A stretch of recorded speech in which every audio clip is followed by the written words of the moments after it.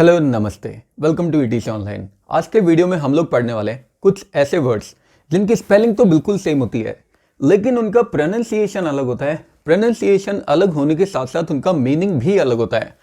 क्योंकि इनकी spelling same होती है इसलिए बहुत सारे लोगों को इनमें कन्फ्यूजन होता है। तो ऐसे वर्ड्स जिनका स्पेलिंग सेम होता है लेकिन उनका प्रोनाउंसिएशन और मीनिंग अलग होता है, उन वर्ड्स को हम लोग बोलते हैं हेट्रोनिम्स। सो चलिए बिना देरी के हम लोग करते हैं आज का वीडियो स्टार्ट।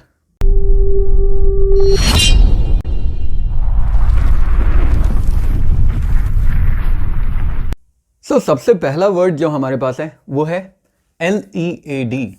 देखिए इसके दो प्रोनाउंसिएशन होते हैं, एक होता है लेड और एक होता है लीड। तो पहले हम लोग देख लेते हैं लीड। LEAD को हम लोग बोलते हैं लीड। इसका प्रोनाउंसिएशन बिल्कुल वैसा होता है जैसे हम लोग बोलते हैं ना सीड, बिल्कुल वैसा। इसका मतलब होता है कहीं पे लेकर जाना या फिर गाइड करना, यानी रास्ता दिखाना। Example, Sachin Tendulkar leads the Indian cricket team. Sachin Tendulkar Indian cricket team को लीड करते हैं, यानी उसको गाइड करते हैं, यानी उसको रास्ता दिखाते हैं। दूसरा सेम वर्ड है, स्पेलिंग सेम है, प्रोनाउंसिएशन अलग है। इसे हम बोलते हैं लेड। बिल्कुल वैसे जैसे हम लोग बोलते हैं हेड बोलते हैं, बिल्कुल वैसे इसे हम बोलते हैं लेड। और ये क्या होता है, ये एक मेटेलिक एलिमेंट होता है। जो पेंसिल होती है उसमें पेंसिल का जो पॉइंट होता है उसे हम लेड बोलते हैं, वो लेड का बना होता है, तो एक मेटल होता है lead. Example, lead is a very heavy metal. सबसे ज़्यादा हैवी मेटल लेड होता है। तो यहाँ पे हमारे पास दो वर्ड्स आ गए अभी तक, मतलब एक ही वर्ड हमारे पास आया LEAD, लेकिन उसके दो प्रोनाउंसिएशन हम लोगों ने देख लिए। अब चलिए आगे हम लोग देख लेते हैं। फिर हमारे पास आता है सबसे ज़्यादा कंफ्यूज करने वाला वर्ड, और वो क्या है, वो है CONTENT, जिसे हम लोग बोलते हैं कंटेंट भी बोलते हैं, कंटेंट भी बोलते हैं। अब देखिए बहुत सारे यूट्यूबर को अब आप लोगों ने बोलते हुए सुना होगा कंटेंट या कंटेंट, बहुत सारा कंफ्यूजन होता है। एक इसका प्रोनाउंसिएशन है कंटेंट। कंटेंट का मतलब होता है सब्सटेंशियल मैटर, यानी कोई भी कंटेंट मतलब कोई भी सामग्री, चाहे वो किसी भी चीज़ से रिलेटेड हो। जैसे अभी मेरा ये वीडियो है, वीडियो से रिलेटेड ये जितनी भी चीज़ें हैं ये सारा मेरा कंटेंट है, मतलब सामग्री है, सब्सटेंशियल मैटर है। Example, Joginder does not have any content apart from saying बवंडर ला दूंगा। अच्छा, वैसे आप लोग समझ ही गए होंगे मैं किसकी बात कर रहा हूँ। जोगिंदर के पास कोई भी कंटेंट नहीं है, कोई भी उसके पास सामग्री नहीं है, कोई भी उसके पास मैटर नहीं है, सिवाय एक डायलॉग बोलने के, और वो क्या है, बवंडर ला दूंगा। अब दूसरा हम लोग देखते हैं CONTENT। इससे हम प्रोनाउंसिएट करते हैं कंटेंट। ये होता है कंटेंट, ये होता है कंटेंट। कंटेंट मतलब होता है सेटिस्फाइड, संतुष्ट। एग्जाम्पल, सेम सेंटेंस, ये यहाँ पे कंटिन्यू हो रहा है। जोगिंदर के पास कोई भी कंटेंट नहीं है सिवाय एक डायलॉग के, और वो है बवंडर ला दूंगा। Still he is very much contented with his cringe content. लेकिन फिर भी वो अपने क्रिंज कंटेंट से बहुत ज़्यादा कंटेंटेड है, यानी बहुत ज़्यादा सेटिस्फाइड है अपने क्रिंज कंटेंट से। तो कंटेंट और कंटेंट दो वर्ड्स हमारे पास हो गए। अब चलिए नेक्स्ट वर्ड हम लोग देख लेते हैं। फिर इसके आगे जो हमारे पास अवेलेबल है वो है रिकॉर्ड, जिसे हम रिकॉर्ड भी बोलते हैं। स्पेलिंग इसकी है RECORD। इसे हम लोग बोलते हैं रिकॉर्ड। रिकॉर्ड मतलब रिकॉर्ड करना। फॉर एग्जाम्पल, अभी जैसे मैं ये क्या कर रहा हूँ, रिकॉर्डिंग ही तो कर रहा हूँ ना, या फिर कोई भी हम लोग बोल सकते हैं डॉक्यूमेंटेड आइटम। टू रिकॉर्ड, किसी भी चीज़ को डॉक्यूमेंट करना। Example, I record all my thoughts in a notebook. मैं अपनी सारी थॉट्स एक नोटबुक में रिकॉर्ड करता हूँ, यानी उसको डॉक्यूमेंट कर देता हूँ, वहाँ पे उसको लिख देता हूँ, इकट्ठा कर लेता हूँ। फिर आता है रिकॉर्ड। रिकॉर्ड होता है कोई भी डॉक्यूमेंटेड चीज़। अकाउंट जनरली जो होता है राइटिंग में, उसे हम लोग रिकॉर्ड बोलते हैं। Example, she holds the world record in, या फिर फॉर, दोनों में से कुछ भी यूज कर सकते हैं। She holds the world record for the 100 meters या in the 100 meters. She hold the world record in या फॉर द 100 मीटर्स रेस। ठीक है, तो इसे हम लोग क्या बोलते हैं, रिकॉर्ड बोलते हैं। रिकॉर्ड मतलब कोई भी चीज़ जो डॉक्यूमेंटेड हो गई है, जैसे वर्ल्ड रिकॉर्ड, उसकी हमने बात की, तो वो उस बुक में, जिस बुक में रिकॉर्ड हुआ है वो बुक है वर्ल्ड रिकॉर्ड। वहाँ पे जो भी डॉक्यूमेंट है वो है रिकॉर्ड। रिकॉर्ड्स है सारे, वर्ल्ड रिकॉर्ड्स। नेक्स्ट हमारे पास आता है जो वर्ड है वो है रीड, READ या फिर REED जिसे हम लोग बोलते हैं, मतलब जिसका प्रोनाउंसिएशन होता है READ। पता तो होगा ही सबको कि इसे हम लोग रीड बोलते हैं। रीड जैसे REED, मतलब जैसे बांसुरी होता है। और ये क्या होता है, एक वर्ब होता है, इसका मतलब होता है पढ़ना। To look at and comprehend the meaning of written और प्रिंटेड मैटर। किसी भी रिटन या फिर किसी भी प्रिंटेड मैटर को समझना, उसका मीनिंग समझना, उसे हम लोग बोलते हैं रीड करना, यानी पढ़ना। Example, I read the news paper daily. मैं डेली न्यूज़ पेपर रीड करता हूँ, मतलब उसे पढ़ता हूँ। फिर आता है स्पेलिंग सेम है READ, but the pronunciation is red. जैसा रेड होता है लाल कलर, RED, बिल्कुल ये होता है सेकेंड फॉर्म। इसी रीड का अगर सेकेंड फॉर्म की हम लोग बात करें, so the second form is हमारे पास रेड आता है, और सेम थर्ड फॉर्म भी यही होता है, सेकेंड और third form. Example, I have read it somewhere. मैंने इसे कहीं पढ़ा है। अच्छा, अब मैं इसे ये नहीं बोलूँगा I have read it somewhere ना, इनफैक्ट मैं इसे क्या बोलूँगा, I have read it somewhere. मैं इसे कहीं ऑलरेडी पढ़ चुका हूँ, तो इसे हम लोग बोलते हैं रेड। एक होता है रीड और एक होता है रेड। उसके बाद फिर जो नेक्स्ट वर्ड हमारे पास है वो है WOUND, जिसे हम लोग वुंड भी बोलते हैं और वाउंड भी बोलते हैं। सो WOUND, सबसे पहले वुंड। वुंड मतलब होता है घाव, injury. Example, I saw a wounded man in the forest या इन द स्ट्रीट। मैंने स्ट्रीट में एक वुंडेड मैन को देखा, एक घायल मैन को मैंने देखा, एक घायल या एक इंजर्ड पर्सन को मैंने देखा स्ट्रीट में। फिर होता है WOUND। ये जो दूसरा वर्ड है इसका मतलब होता है वाउंड। वाउंड यानी बांधना, it is the second form of wind. So इसका मतलब होता है टू बाइंड और वायर्ड, मतलब किसको वायर करना या किसको बांध देना। Example, the next thing you know you are getting upset over every little thing and you are so wound up that you aren't able to control your reaction to the stress. The next thing you know, जो अगली बात तुम जानते हो, you are getting upset over every little thing, कि तुम हर छोटी छोटी चीज़ों पे upset हो रहे, and you are so wound up that you aren't able to control your reaction to stress. Wound up, अब यहाँ पे देखिए wound up का मतलब क्या है। यहाँ पे wound up का मतलब बांधना नहीं है कि आपको इतना ज़्यादा बांध दिया गया है, मतलब आप अपने अंदर इतने ज़्यादा बंधे हुए हो, इतने ज़्यादा चिंतित या परेशान हो। You are so wound up, आप इतने ज़्यादा परेशान हो that you are able to control your reaction to stress, कि स्ट्रेस के प्रति आप अपना रिएक्शन कंट्रोल नहीं कर पा रहे हो। तो ये हो गया वाउंड। नेक्स्ट वर्ड अब जो हम देखते हैं, वो नेक्स्ट वर्ड हमारे पास जो अवेलेबल है वो है सेम वाउंड के जैसा ही, दैट इज वाइंड, और जिसे हम विंड भी बोलते हैं। सो वाइंड और विंड में दोनों में डिफरेंस देखते हैं। एक होता है WIND, जिसे हम वाइंड बोलते हैं, बिल्कुल वैसा प्रोनाउंसिएशन जैसा बाइंड में होता है। To make someone feel sad और अपसेट, किसी को सैड या अपसेट कर देना, जैसा हमने ऊपर वाले में देखा था ना, वाउंड अप यानी अपसेट हो जाना।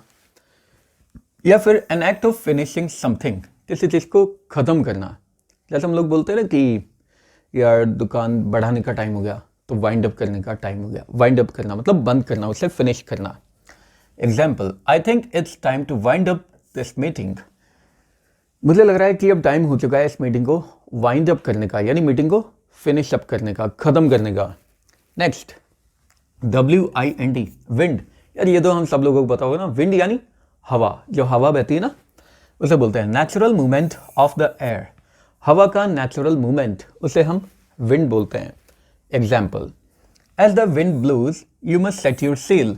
जैसे हवा बहती है, तुम्हें अपनी सेल को सेट कर लेना है। सेल क्या होती है? जो नाव होता है, नाव के ऊपर वो जो एक तिरपाल लगा हुआ रहता है ना, पाल जिसे हम बोलते हैं, उसे हम सेल बोलते हैं। एज द विंड ब्लोज, जैसे ही हवा बहती है, you must set your sail, तो उस समय तुम्हें अपनी सेल को सेट कर लेना है।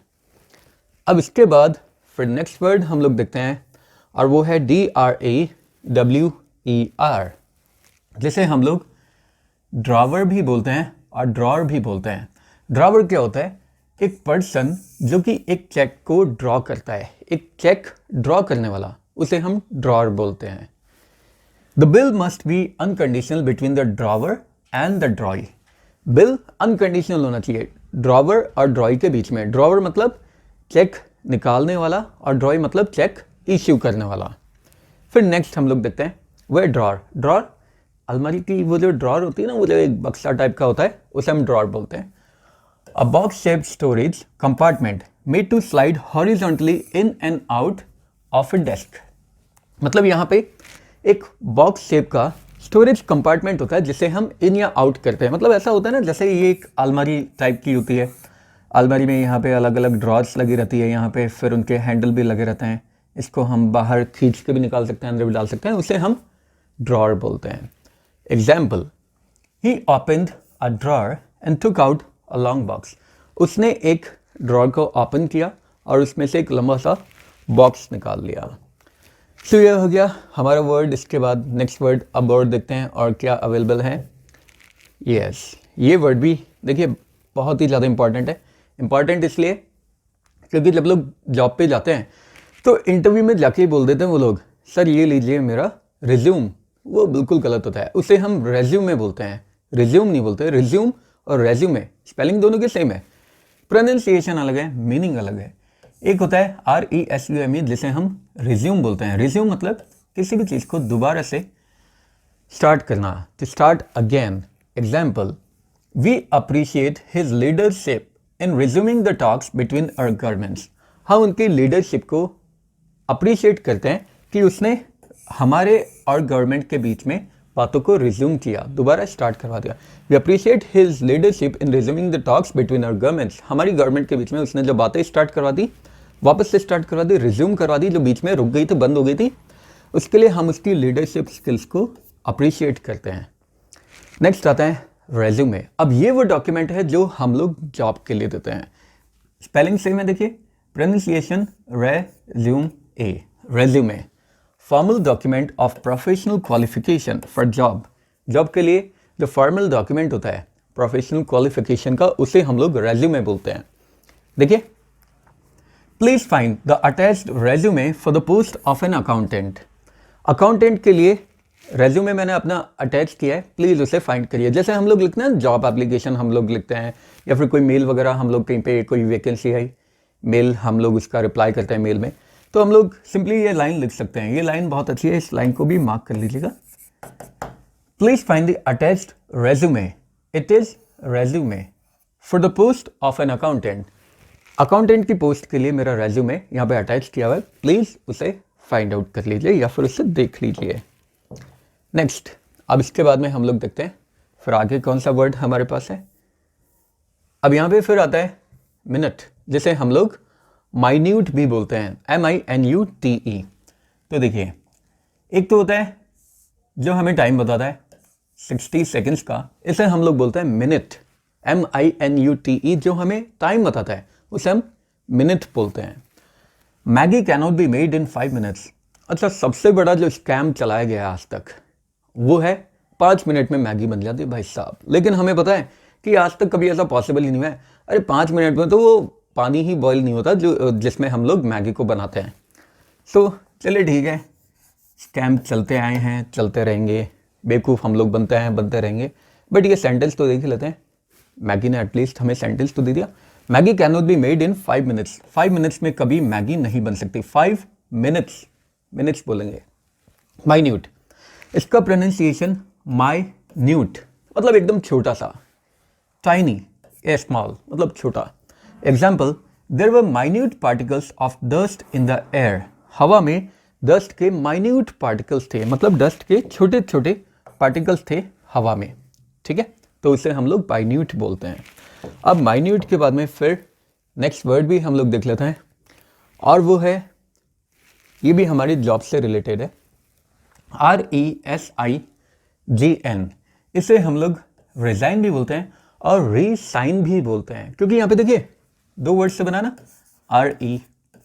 RESIGN। तो ये साइन मीन्स सिग्नेचर, री मतलब दोबारा सिग्नेचर करना, एक वर्ड ही हो गया रीसाइन, और एक रिजाइन। रिजाइन मतलब होता है किसी भी चीज़ को छोड़ देना, हार मान लेना। To quit, I resign from the job in 2015। 2015 में मैंने अपनी जॉब से रिजाइन किया, यानी मैंने अपनी जॉब छोड़ दी।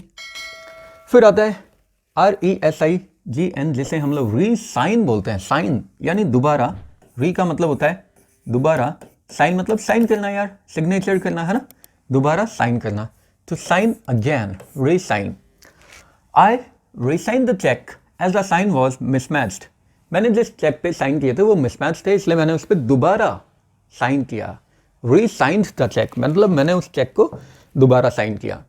और ये हो गए हमारे आज के total 10 words complete. I hope आप लोगों को वीडियो बहुत ही ज़्यादा अच्छा लगा होगा, इंटरेस्टिंग भी लगा होगा.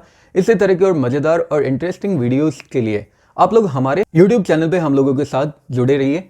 साथ ही साथ आप लोग हमारे टेलीग्राम चैनल, जिसका लिंक आपको डिस्क्रिप्शन बॉक्स या फिर स्क्रीन पे भी दिख रहा होगा, उससे भी आप लोग हमसे कनेक्ट हो सकते हैं. वहाँ पे आप लोगों को डेली सेंटेंस भी अपडेट किए जाते हैं, कुछ नोट्स वगैरह जैसे डॉक्यूमेंट वगैरह है, ये भी वहाँ पे शेयर कर दिए जाते हैं. और वहाँ पे आप मुझसे डायरेक्ट कॉन्टैक्ट में भी रह सकते हैं. कोई भी अगर आपकी पर्सनल क्वेरी है वो भी आप वहाँ पे रेज कर सकते हैं. तो चलिए इसी तरह के और मज़ेदार और इंटरेस्टिंग वीडियोस के लिए बने रहिए ईटी से ऑनलाइन के साथ. नेक्स्ट वीडियो में हम लोग मिलते हैं और एक मज़ेदार टॉपिक के साथ. तब तक के लिए have a good day, take care, bye bye, जय हिंद, जय भारत, राधे राधे.